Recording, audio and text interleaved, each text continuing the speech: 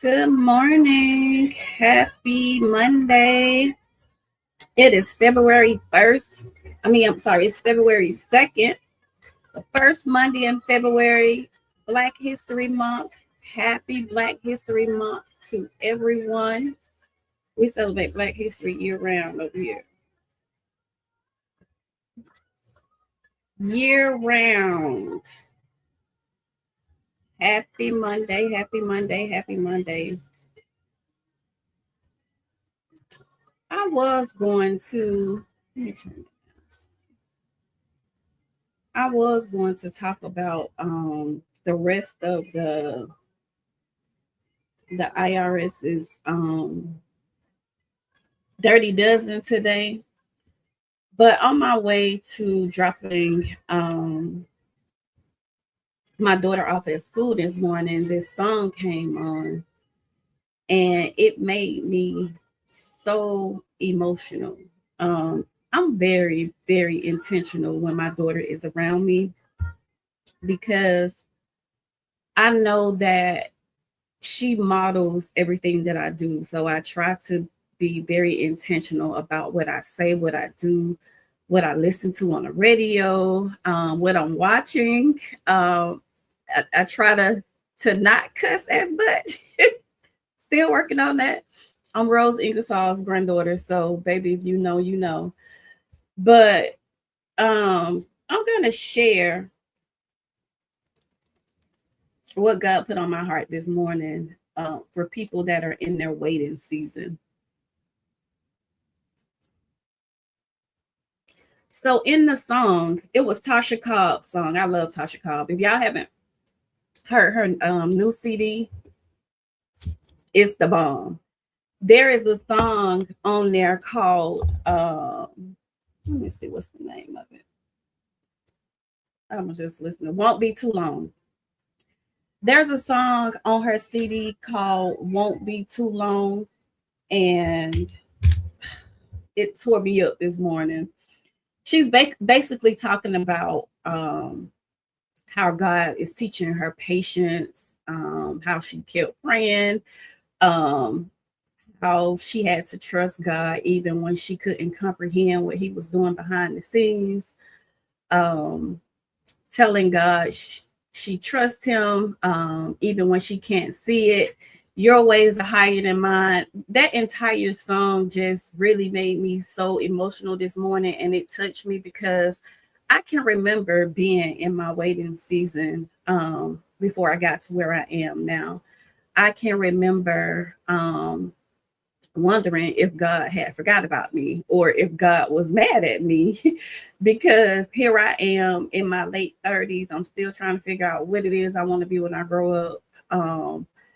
Still all over the place, doing all kind of stuff, just kind of trying to figure out life and my purpose. So I wanted to share a message this morning for the people that are in their waiting season. I remember having to trust God when nothing around me made sense. I mean, nothing.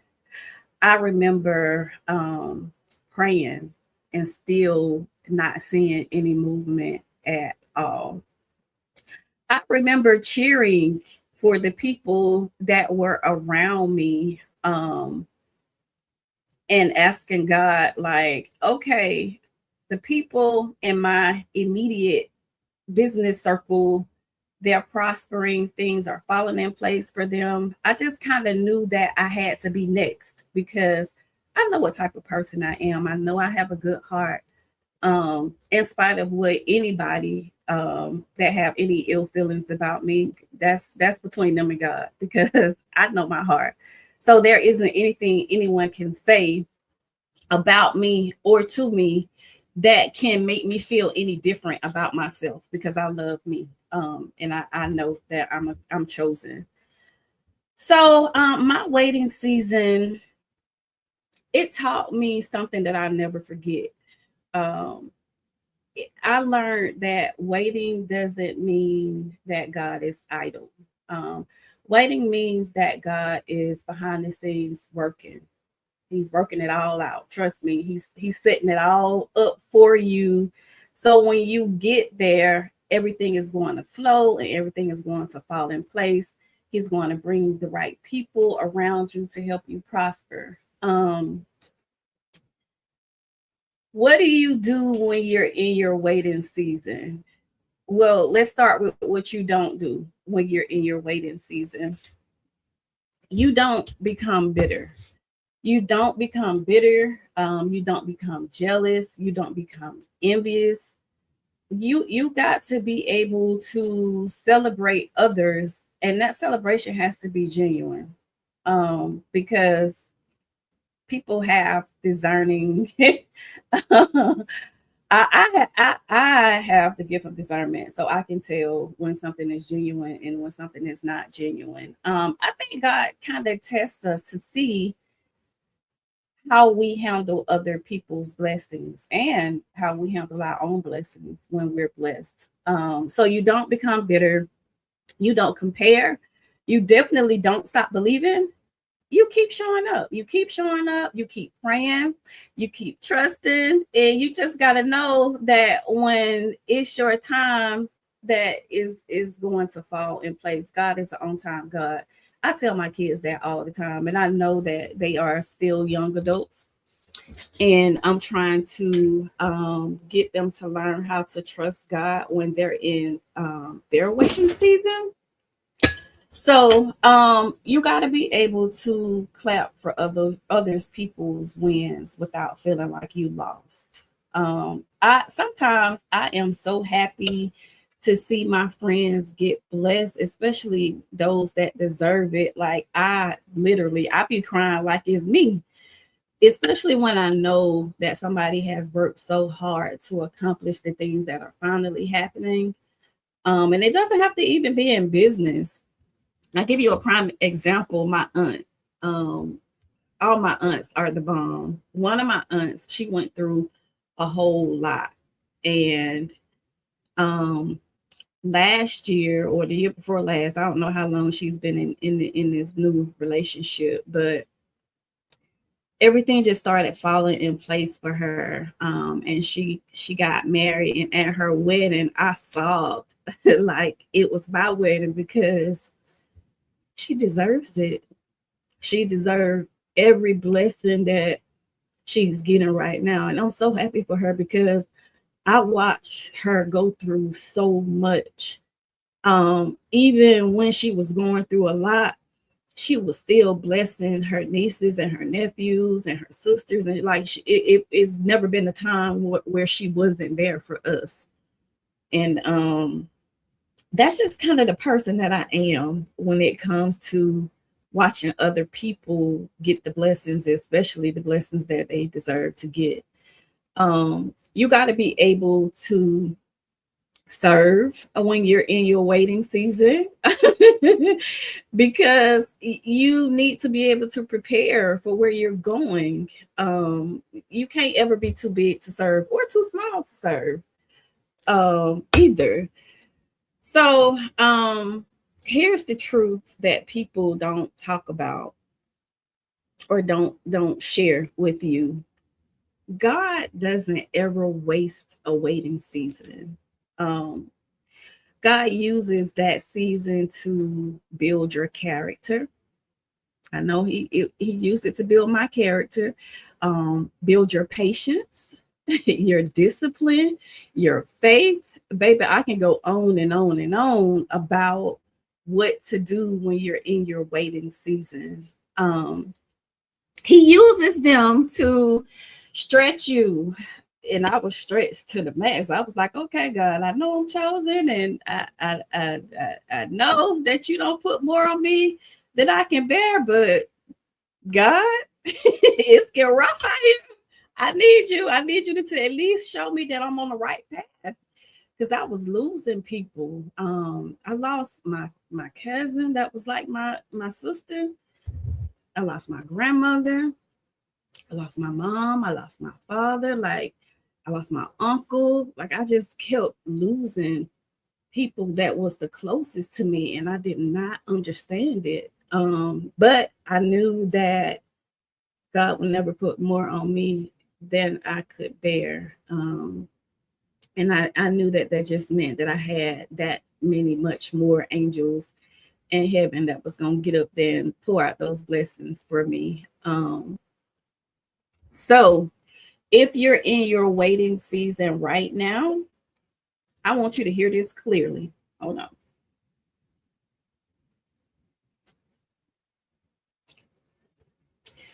Just because you can't see it doesn't mean God isn't moving. Okay. Just because it's quiet doesn't mean it's over.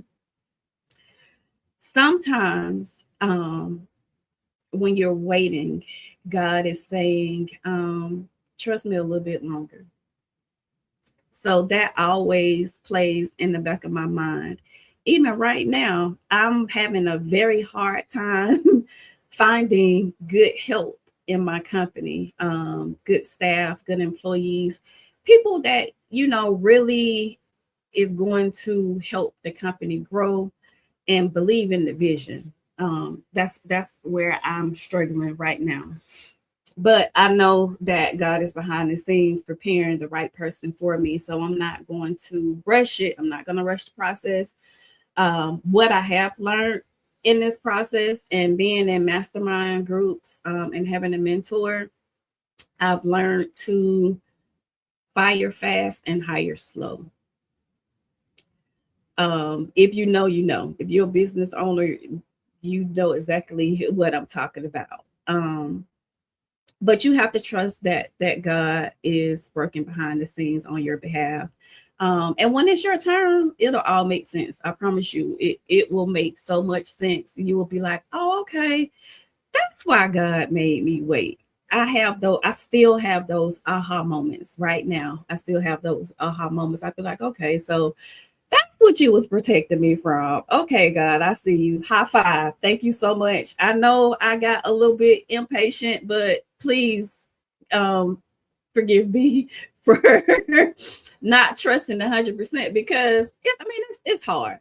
We're all human. And it's hard when you're in your waiting season, especially if you've been in that waiting season for years. It is very hard. So I might make it look easy, but trust me, I've had my nights where I've cried myself to sleep. I've had my days where I've just sat in my chair at work and sobbed because I really need help and I really need people that really believes in my vision and that's going to take care of my clients the way that I would take care of my clients. So if I feel like, because my clients are, and I tell my staff this, my clients are like my family. We treat them like they're our kids.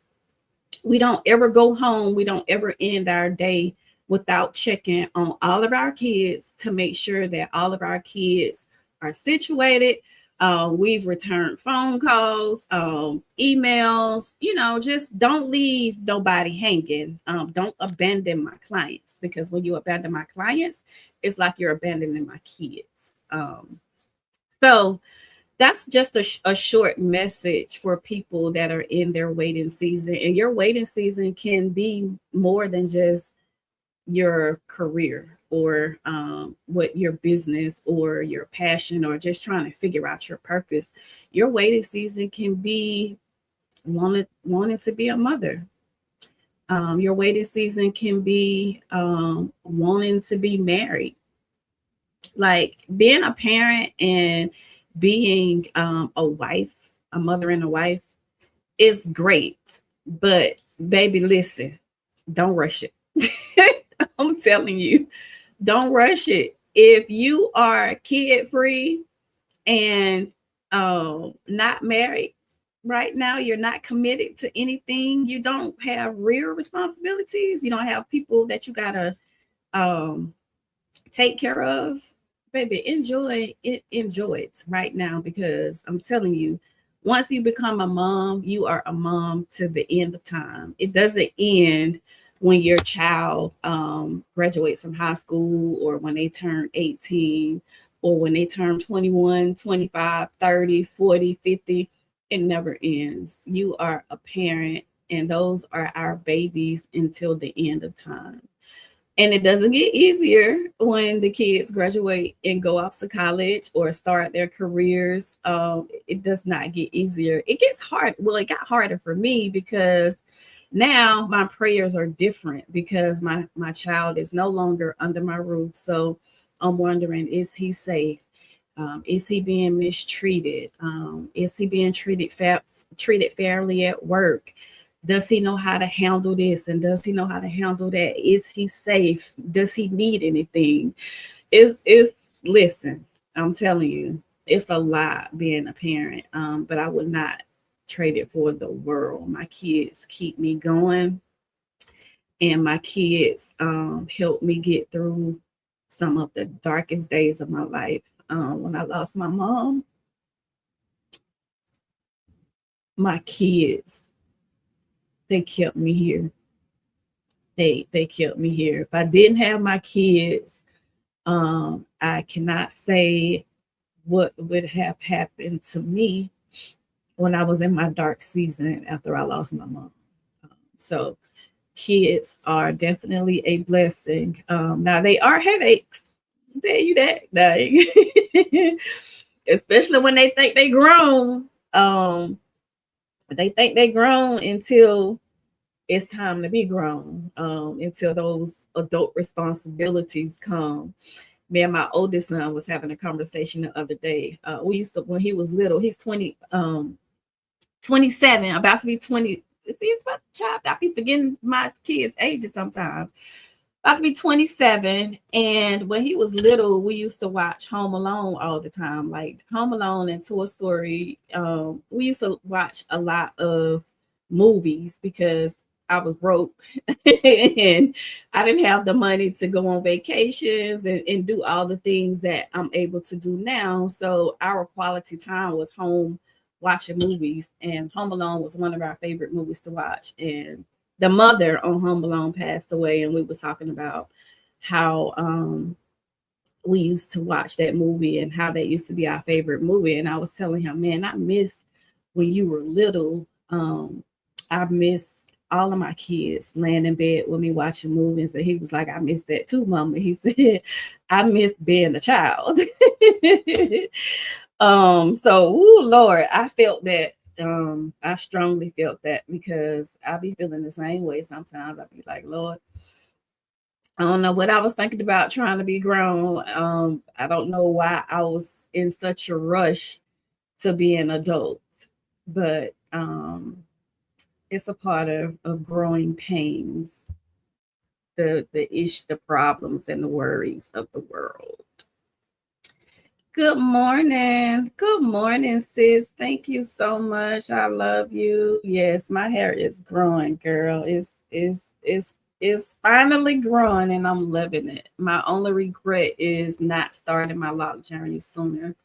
But it definitely taught me patience, y'all. These locks, because I started, I cut all my hair. And I started from scratch. I started from scratch.